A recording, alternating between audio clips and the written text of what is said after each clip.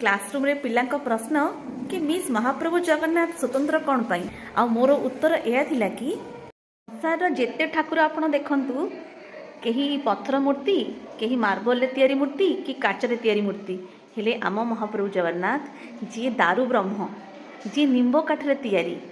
जहाँकर हाथ अधा गोड़ अधा सबू अधा धाई मध्य से संपूर्ण द्वितीय महाप्रभु ये मानव लीला करथांती जेपरी आमे सकाळ उठी ब्रश करी राति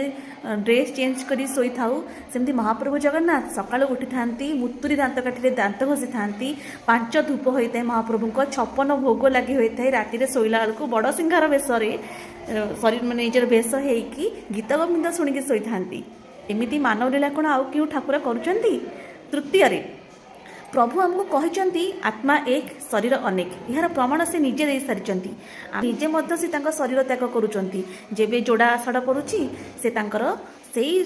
शरीर को त्याग करी आउ थे पुनः नुआ शरीर होची ये एमितिका ठाकुर जे भक्तों निज आस्थान छाड़ी रथयात्रा 10 दिन 12 दिन बाहर को आसी था एमितिका ठाकुर जे भक्तों